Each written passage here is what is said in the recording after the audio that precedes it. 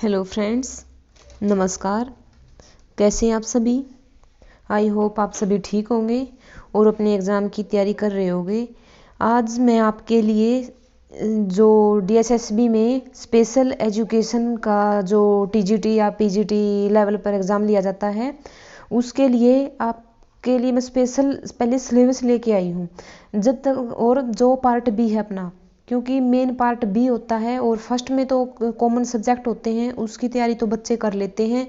और जो second part होता है बच्चों को वहाँ पे जो प्रॉब्लम होती है, तो उसके लिए सबसे पहले हमें सिलेबस को देखना पड़ेगा कि सिलेबस है क्या। तो सबसे पहले हम अपने सिलेबस को देखते हैं।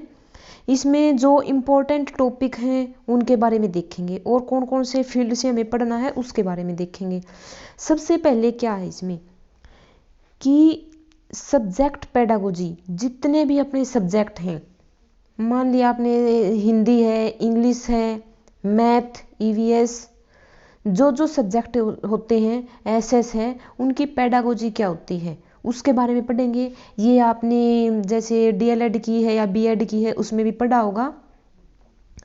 नेक्स्ट है साइकोलॉजी।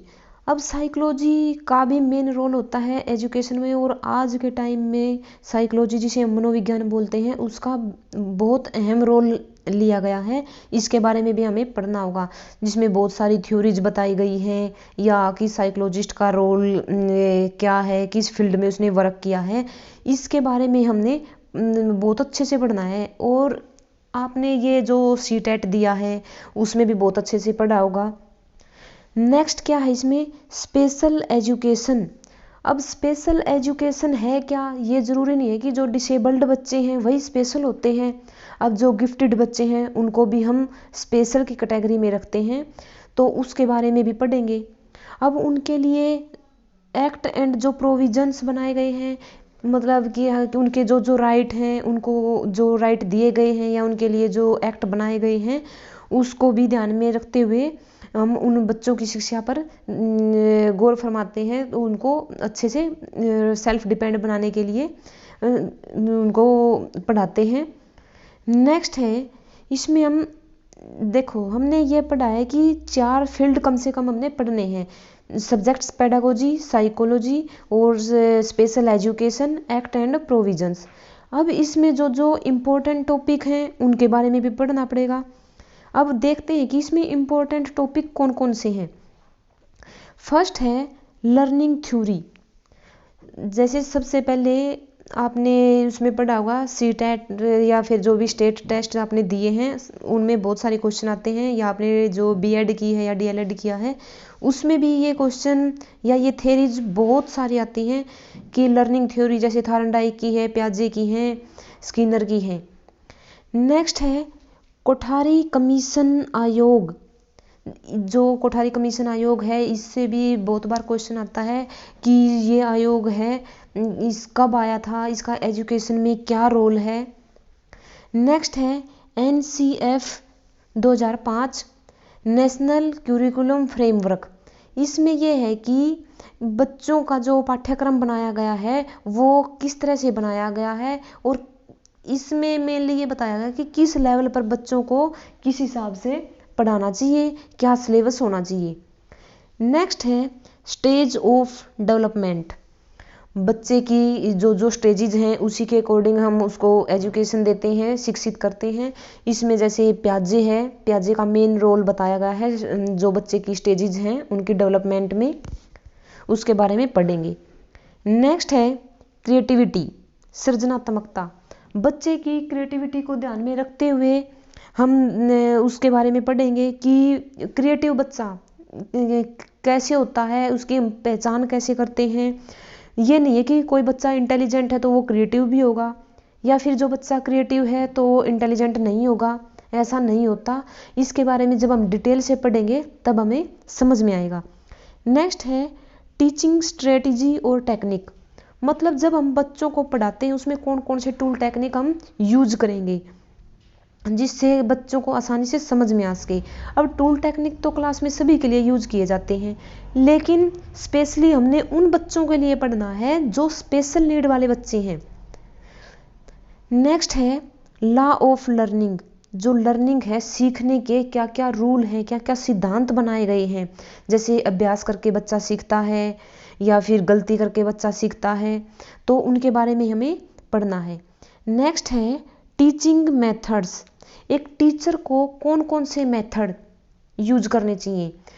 जैसे पहले होता था कि रटने के मेथड पर ज़्यादा यूज किया जाता था। उसके बाद है कि सिर्फ बुक्स के माध्यम से बच्चों को पढ़ाया जाए, या फिर इसमें व्याख्यान विधि होती है, जैसे एक इसमें टीचर बोलता रहे, बच्चे सिर्फ सुनते रहें। लेकिन आज के टाइम में चाइल्ड सेंटर्ड थ्योरी को यूज किया जाता है। इसमें मेन फोकस बच्चे पर किया जाता है कि जिस हिसाब से बच्चा सीखना चाहता है या उसको समझ में आ रहा है, उसी के अकॉर्डिंग एक टीचर को सिखाना चाहिए। नेक्स्ट है जो क्यूरिकुलम अप्रोचेज हैं, मतलब इसमें जो भी सिलेबस के लिए हमने जो उसके एनवायरनमेंट को देखते हुए जो पाठ्यक्रम तैयार किया गया है, हम उसको लेकर पढ़ाते हैं।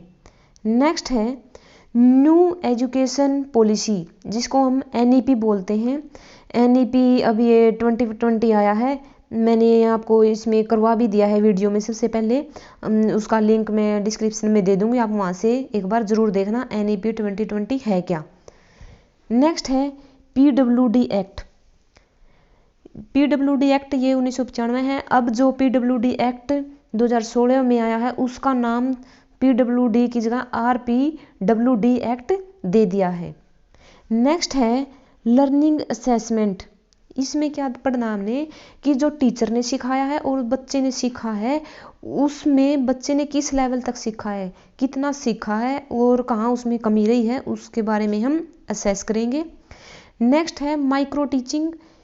वही टीचिंग मेथड है ये कि बच्चों को किस छोटे से छोटे लेवल पर और टॉप लेवल पर जाकर हम पढ़ा सकते हैं। नेक्स्ट है लर्निंग थेरीज। ये पॉइंट अपना पहले भी आ गया है, और इसमें है इंक्लूसिव एजुकेशन, मतलब समावेशी शिक्षा। इसमें जो स्पेशल नीड वाले बच्चे हैं या गिफ्टेड भी इसमें इंक्लूड किए जाते हैं स्पेशल नीड में, और जो पिछड़े हुए बच्चे हैं या नॉर्मल बच्चे हैं, इनको सभी को एक साथ जो एजुकेशन दी जाती है उसको इंक्लूसिव एजुकेशन बोला जाता है। इसके बारे में हमें पढ़ना है। नेक्स्ट है CWSN, child with special need के बारे में भी हमें पढ़ना है, क्योंकि ये एक बहुत इम्पोर्टेंट पॉइंट है स्पेशल एजुकेशन में। इसमें उन बच्चों के लिए स्पेशल एक टीचर को ध्यान रखना होता है जिनकी स्पेशल नीड होती है। जैसे कोई गिफ्टेड बच्चा है, उसकी भी एक नीड है, क्योंकि वो एक नॉर्मल क्लास में नहीं पढ़ पाता। नेक्स्ट है डिसेबिलिटीज़, जो दिव्यांगपन होता है, जैसे HI है, हियरिंग इम्पेयरमेंट है, HIVI, MR, ऐसी बहुत सारे डिसेबिलिटीज़ हैं, उनके बारे में हमें पढ़ना है। नेक्स्ट है जो ऑल साइकोलॉजिकल थ्योरी है, किस साइकोलॉजिस्ट ने कौन सी थ्योरी दी है, इसके बारे में बहुत अच्छे से हमें पढ़ना है। नेक्स्ट है स्पेशल इंटीग्रेटेड और इंक्लूसिव एजुकेशन। ये पॉइंट अपना पहले आ गया है कि इसमें स्पेशल नीड वाले और जो गिफ्टेड है या नॉर्मल है, सभी बच्चों को एक साथ रखकर हमें पढ़ाना है, उनकी जो बेसिक नीड है उनको भी ध्यान में रखते हुए। नेक्स्ट है टीचिंग लर्निंग मटेरियल। इसमें एक टीचर को कौन कौन से स्टडी मटेरियल यूज करने चाहिए एक बच्चे को पढ़ाने के लिए, ताकि उस बच्चे को अच्छे से समझ में आ सके। और सबसे ज़्यादा ध्यान एक टीचर को जब स्पेशल नीड वाला जो बच्चा होता है उसके लिए ध्यान रखना पड़ता है। जैसे कि वो बच्चे अच्छे से समझ नहीं पाते, कि पहले तो एक टीचर को सबसे पहले उनकी पहचान करनी चाहिए कि ये किस नीड वाला बच्चा है, इसमें डिसेबिलिटी है क्या, उसी के अकॉर्डिंग फिर उसको अपना TLM यूज करना चाहिए। नेक्स्ट है एक्ट एंड प्रोविजंस। ये मेन पॉइंट है, इसमें बहुत सारे एक्ट बनाए गए हैं गवर्नमेंट द्वारा जो स्पेशल नीड वाले बच्चे हैं उनके लिए, इसके बारे में बहुत अच्छे से पढ़ना है। नेक्स्ट है role of teacher, parents and society, की एक स्पेशल नीड। अब हम यहाँ स्पेशल नीड के लिए पढ़ रहे हैं, लेकिन हम स्पेशल नीड को ही नहीं मान सकते। इसमें जो नॉर्मल बच्चे हैं उनके लिए भी एक टीचर का, पेरेंट्स का और सोसाइटी का क्या रोल है, उसके बारे में हमें बहुत अच्छे से पता होना चाहिए। नेक्स्ट है गाइडेंस एंड काउंसलिंग। अब ये भी एक इम्पोर्टेंट पॉइंट इसलिए बनता है कि एक टीचर को, एक काउंसलर को स्पेशल नीड वाले बच्चे की पहचान करना बहुत ज़रूरी होता है, और ये सब एक काउंसलर ही कर सकता है, और काउंसलिंग करके उसकी पहचान करके उसको गाइड करना होता है। नेक्स्ट है हेल्थ एंड फिजिकल एजुकेशन के बारे में पढ़ेंगे।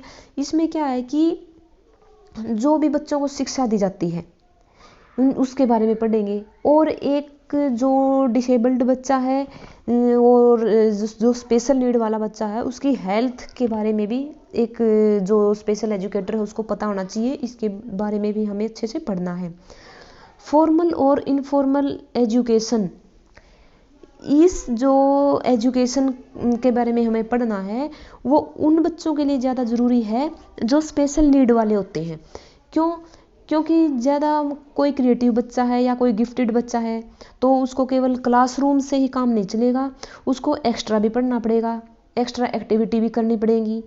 इसी तरह जो पिछड़े बालक हैं या फिर जिसको हम MRHI इस कैटेगरी में जो स्पेशल नीड वाले बच्चे बोलते हैं, उनके लिए भी क्यों ज़रूरी है, क्योंकि उनको सेल्फ डिपेंड होने के लिए भी हमें कुछ जो वोकेशनल वर्क है या स्किल्स हैं वो डेवलप करनी पड़ती हैं, और हम एक जो क्लासरूम के अंदर जो वर्क करवाया जाता है बुकिस जो लेवल है उससे ऊपर उठकर हमें बच्चों को एजुकेशन देनी है।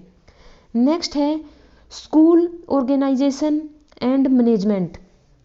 इसके लिए क्या है कि जो स्पेशल नीड वाले बच्चे हैं, मान लिया कोई ब्लाइंड है, उसके लिए एक स्कूल की जो बिल्डिंग है उसके अकॉर्डिंग होनी चाहिए, क्योंकि उसको आने जाने में, ऊपर नीचे चढ़ने में, अगर क्लासरूम ऊपर है तो बच्चों को प्रॉब्लम होगी, या कोई फिजिकली हैंडीकैप्ड बच्चा है तो वो व्हील चेयर पर तो ऊपर तक जा सकता है लेकिन सीढ़ियों से नहीं जा सकता। तो इसलिए एक स्कूल का ऑर्गेनाइजेशन कैसे होना चाहिए और उसकी मैनेजमेंट कैसे होनी चाहिए, इसके बारे में भी हमें अच्छे से पढ़ना पड़ेगा। नेक्स्ट है सोशलॉजी और फिलोसफी। अब ये टॉपिक है साइकोलॉजी से रिलेटेड, तो ये हम उसके अंदर पढ़ेंगे। नेक्स्ट है teaching of English, Hindi, math, EVS, SS, जो भी अपने सब्जेक्ट हैं उनकी पेडागोजी के बारे में, उनके लिए जो स्टडी मटेरियल बनाए गए हैं उनके बारे में हमें पढ़ना है। अब जो ये नई पॉलिसी आई है 2020 NEP, इसको बहुत अच्छे से करना है क्योंकि इसमें बहुत सारे चेंजेस किए गए हैं। तो इस तरह अपने ये कुछ जो इम्पोर्टेंट टॉपिक थे इसके बारे में हमने पढ़ा है, और इसमें से टॉपिक वाइज हम एक एक क्लास के अंदर करते चलेंगे, क्योंकि सबसे पहले जो पार्ट B है उसमें पॉइंट क्या क्या है, इम्पोर्टेंट टॉपिक क्या क्या है, उनके बारे में पढ़ना बहुत ज़रूरी है। क्योंकि जब तक हमें अपने पॉइंट्स का, टॉपिक्स का या सिलेबस का नहीं पता होगा, हमें ऐसा लगेगा कि पता नहीं पार्ट B में क्या पूछा जाता है। तो इतना कुछ है नहीं, आपने इसमें से बहुत ज़्यादा जो CTET दिया है या कोई स्टेट भी टेस्ट दिया है उसमें कवर कर लिया होगा। तो नेक्स्ट वीडियो में मिलते हैं, तब तक के लिए धन्यवाद। और अगर आपको वीडियो पसंद आती है तो आप लाइक, शेयर और सब्सक्राइब ज़रूर करना। धन्यवाद।